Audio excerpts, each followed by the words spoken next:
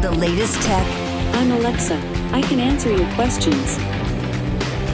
Interviews. And we are evolving, and we are seeing an amazing opportunity that is happening.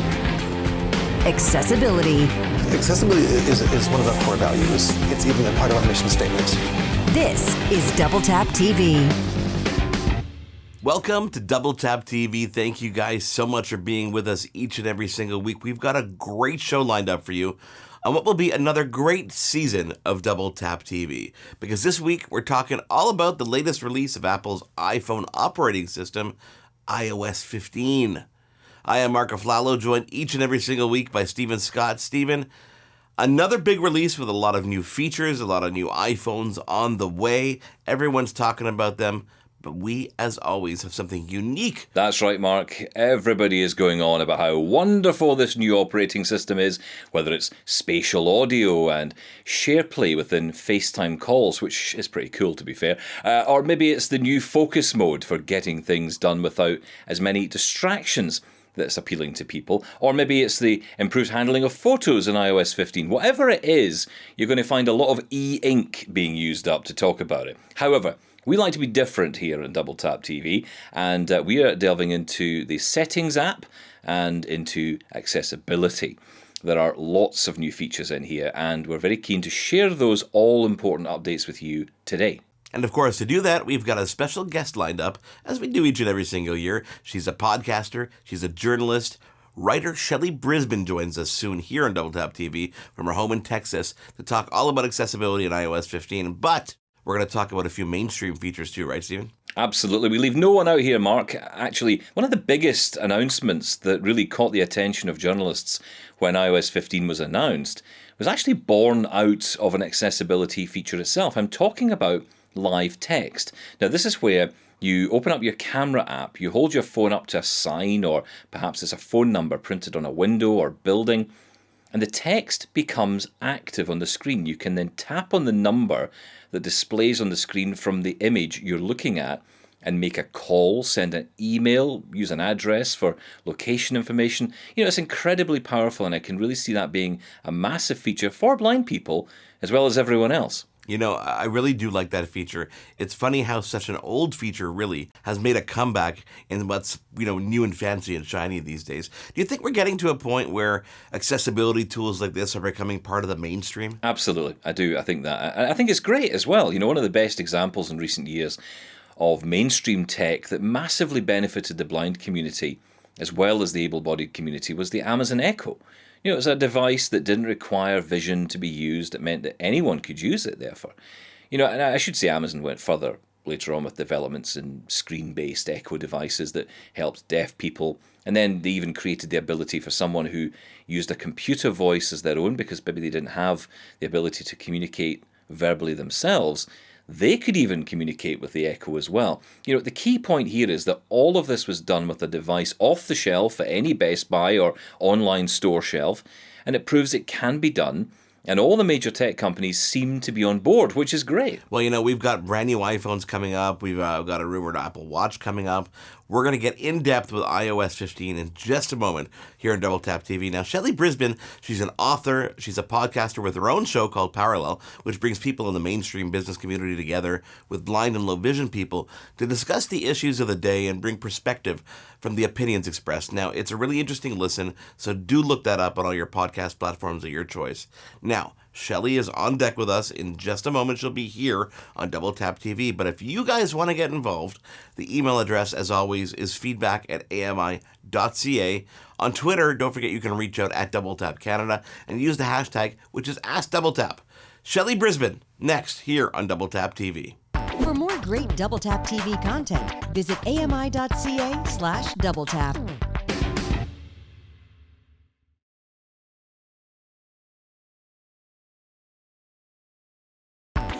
This is Double Tap TV. We're back on Double Tap TV, excited to dive into iOS 15.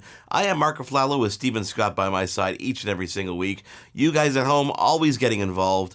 Thank you for all the emails to feedback@ami.ca, and thank you so much for following us on Twitter. If you're not, what are you waiting for? It's @DoubleTapCanada, and use that hashtag, which is AskDoubleTap. I got to be honest with these guys, and Stephen, we're really upping our social media game this year. We're going to be posting a lot of historical clips from other shows. We're going to be engaging you a lot more, so please do follow us @DoubleTapCanada. Stephen, have you got iOS 15 installed? Because I know I only took the leap of faith on my iPad. I'm kind of on the fence as to whether or not I wait for the release or I install this latest beta on my phone. What have you done? Yeah, I did go ahead and download it. I tried it out, and I think it's actually really good. I will say that the iOS 15 update, even from the very first developer beta, was actually pretty stable. And I'm talking about it from a voiceover point of view. That generally is where it shows up the cracks. But no, it was actually pretty good this time, and tons of new features to play with. Well, you know, someone who surely has installed iOS 15 from day one is going to give us a deep dive in a lot of the features for you and us together at the same time, is Shelly Brisban. Yep, she's a podcaster, she's a writer, and she's low vision herself. Shelly Brisban is on deck with us here on Double Tap TV. Shelly, great to have you back with us. It's great to be here, Stephen. Thanks for having me. So let's jump right into iOS 15. There are tons of new features that we're going to talk about, but I want to get your top feature up front. What is exciting you in this latest update? Well, I think the live text feature is great, and that is one of those that's been pegged as a mainstream feature, but that has so many implications for accessibility. But live text will allow you to point your camera at an image that has text in it and capture that text. So you're OCRing text, but you're doing it not as if you're using a scanning app, but in your environment. Shelly, when you and I first met back on the radio show Double Tap Canada, which you can hear, by the way, every Thursday at 8 p.m. Eastern on AMI Audio, I think it was you who was talking about the books you've written showcasing the accessibility features in that year's given OS. Tell us more about that. I do a book every year called iOS Access for All, your comprehensive guide to accessibility for iPad, iPhone, and iPod Touch. And as the name not only implies, but says straight out, it's about all of the accessibility features in iOS. And I update it for each version of iOS. There will be an iOS 15 edition later this fall. And what's the challenge in keeping all that up to date, considering how often Apple updates their software? Well, the easy part is that it's templated so that I can base it on what I did before. The challenging part is that, first of all, Apple obviously updates and changes things every year, and they don't issue a guide that tells you how they're doing that. So you kind of have to learn what those new features are and how they work. And I'm my own first beta reader and guinea pig, because if I can't figure out how something works, then I'm not going to be able to show my readers how it works. The other thing is just that these features are focusing on different accessibility groups, and I'm a person with low vision, and so I'm really good at voiceover and magnification and all those other features, but I have to spend time learning about switch control and voice control and features that people with other disabilities use. And I, just because I'm insecure or paranoid or whatever, I always feel like I have to take extra care with those features so that somebody who doesn't have the same disability I have will get a valuable experience from reading the book. Okay, so maybe let's split this up for our audience, okay? There are two branches of features here that I guess we want to look at for visually impaired viewers. There's low vision features, and there are blindness-specific features. So let's start with low vision. What's new in iOS 15 for those who have still got some usable vision but need features such as magnifier, large text, high contrast, that kind of thing? Well, the magnifier app continues to be updated. It had a pretty good update in iOS 14, and most of the features to do with low vision and blindness, and they kind of go together, have to do with interactivity in the camera app and how the camera app is able to interact with the environment and tell you things using artificial intelligence. And that is applied to the magnifier app as well. The magnifier app is also a standalone app. Used to, you had to go through accessibility shortcut to get to it. Now you can have the magnifier as an app on your home screen or an app library, however you like to use it. Okay, let's switch to blindness specific features, such as voiceover. What's new in iOS 15 in that field? Well, voiceover's basic functions aren't really changed that much. Again, it focuses on how you interact with the camera. So, for example, you can take an image or either in the camera or in the Photos app And if you have voiceover on, you can move your finger around the image and you can have voiceover, you can have iOS and voiceover give you its best guess about what's in the image. So instead of just having the camera pointed at something and saying two faces near the edge, you can interactively sort of understand in a deeper way what's going on in the image and where things are relative to one another in the image. And so that's probably the biggest thing. And you mentioned live text. I mean, that is such a great feature, and it's so powerful for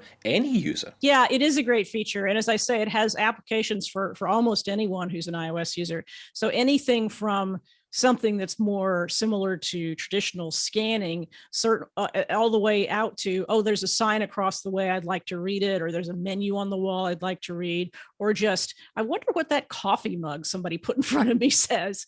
And so you can capture that text and you can read it, but since you have it captured, you can also manipulate it and you can mark it up and you can use it in any way you want to. So Shelly, it sounds like from what you're saying that a lot of the work that's gone into improve accessibility in iOS 15 features are actually under the hood and we're not going to necessarily see them, right? Yeah, there have been some Braille issues in the past, which is not, it is and it isn't voiceover. So if you're not a Braille user, you might not encounter some of those issues, but there've been bad bugs. And I think over the course of the updates, there have been attempts to fix those bugs. So the voiceover changes, I think, are more subtle and under the hood. The kinds of things they usually do, like in iOS 14, we got some updates like this where they just gave you more access to customizing your voiceover experience. And so you couldn't say that voiceover changed all that much, but you had some flexibility in the way you used it. That's iOS 14. And iOS 15, I don't even know that there are that many features like that. It doesn't really feel like voiceover has changed as much as some of the other accessibility features have.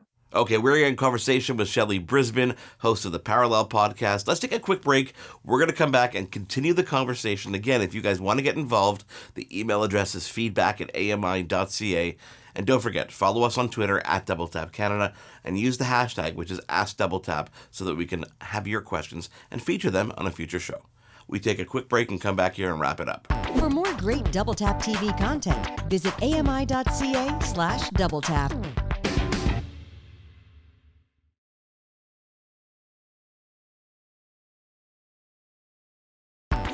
This is Double Tap TV. We are back on Double Tap TV talking all about Apple's latest operating system. Now, with new devices on their way, it's fun to see how the operating system is going to change for all those billions of iPhones that are already in the wild. Not everybody's getting a brand new phone, Stephen. Marc Aflalo and Stephen Scott with you, along with Shelly Brisban from the Parallel podcast. Now, Shelly, we've talked about several of the wonderful features for blind and low vision people in iOS 15, but can we look a bit more broadly now to get a sense of what improvements have been made in this new version of the Apple iPhone operating system for people with other disabilities? Anything stand out for you on that, Shelly? I'm really intrigued by the sound options and switch control. So switch control uses either a dedicated switch that's connected to your iOS device to replace a touch gesture if you're not able to touch the screen, or if you have difficulty touching the screen. And you can use a hardware switch, you can use the screen itself with the camera, or you can use the FaceTime camera. But now they've added these sounds so that if, for example, you're able to make popping and clicking noises with your mouth, switch control can be made to understand those, and you map those sounds to gestures.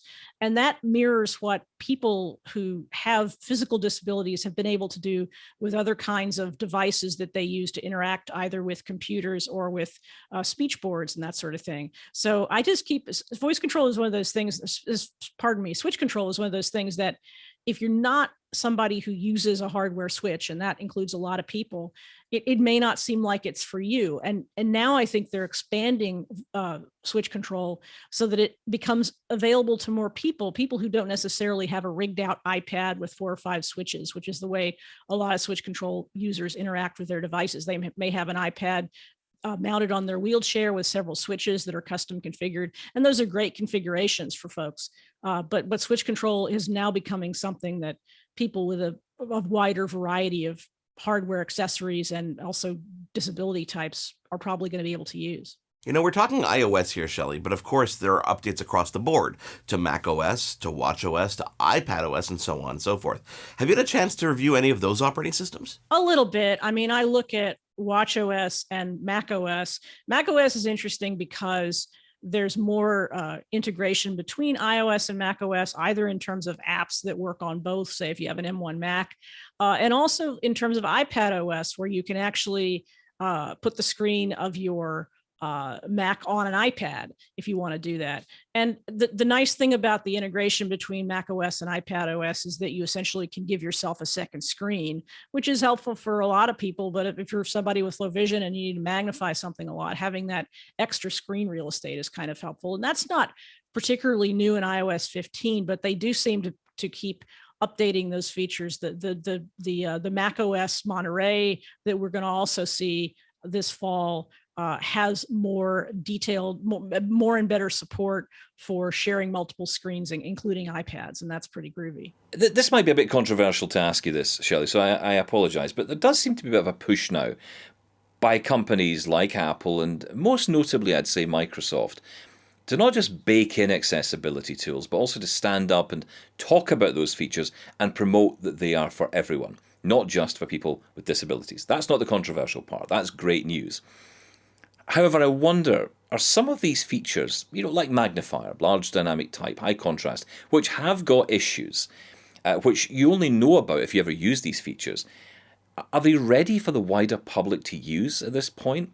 Are they ready for prime time? I feel some of these features in some ways are a bit immature.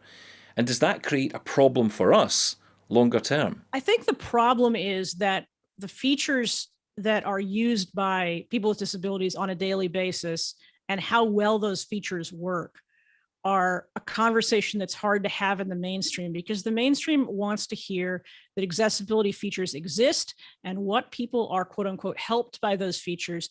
They're not really interested in how well they work. And you can tell that's true by reading mainstream press about accessibility features, because just the fact that they exist is about as detailed a level as, and I talk to nerds all the time. I talk to people who write reviews of products and who are very persnickety about really detailed aspects of iOS and macOS, but they have no idea how accessibility features work or whether a particular accessibility feature works as well as it should. And that lack of curiosity is unfortunate. And as somebody who writes about this stuff and who talks to both people in the accessibility world and outside of it, it's frustrating. But when I think about the bigger picture of that, I'm not sure whether it's all that important that they know that they have a detailed level of understanding. What is important is that they listen to those of us who do, and that they take what we have to say in terms of, hey, such and such a company is doing really well. This is a feature worth praising, or hey, such and such a company really has a long way to go, or they made a boo-boo on this release, and that they should be evaluating products based on the quality of the accessibility, or at least allowing us to impact their feelings about that based on our detailed knowledge. Shelley, tell us where we can get your iOS Access for All book, and also how people can listen to you on your podcast. My book is at iosaccessbook.com. And right now the iOS 14 version is available. Once Apple has announced the availability of iOS 15, buying the iOS 14 edition will get you automatically a free iOS 15 version when it's released, but don't do that until Apple has released iOS 15. My show is Parallel Podcast on the Relay Network, and that's relay.fm/parallel. And I interview folks both inside and outside the accessibility world, talking technology. Shelly Brisban, an absolute pleasure to have you back with us here on Double Tap TV. Come back soon. Great to be here. It was a lot of fun. Thanks, Stephen. Thanks, Mark. Thank you so much, Shelly, and thank you guys at home for getting involved this week. Stephen, what's your favorite iOS 15 feature? You took the dive from day one on your iPad. I know I did from day one on the iPad. On the iPhone, I'm still kind of on the fence, but is there anything particular, whether it's accessibility related or non, that stands out? Yeah, I think for me it's two, and we've mentioned them already actually, but focus mode I think is brilliant. I mean, it kind of makes sense of what Do Not Disturb was trying to be, and I'm quite pleased about that. And I like that again, and this is the joy of Apple. Everything's spread across all the operating systems. So Focus exists across Mac, it exists across iPad and iPhone. And it'll work across those devices as well. So if you ask one to go into focus mode, they'll all respect it. I love that, and I think that's the great thing about Apple. There are some other great features coming as well, such as universal control, which means I'll be able to use the same keyboard and mouse across multiple devices. That, of course, applies more to iPad and macOS. I find that the biggest improvements I see end up being on the iPad, how that becomes more and more like a usable day-to-day device. I find that the features and the widgets and just the way they enhance, especially the multitasking, really makes it more useful to me. And that excites me because I think the iPad is one of these devices that it's so fast now. It has the same processor as the desktop computers in terms of Apple's own silicone, that they really need to up their game when it comes to the software side of things on the iPad. And they're doing it slowly.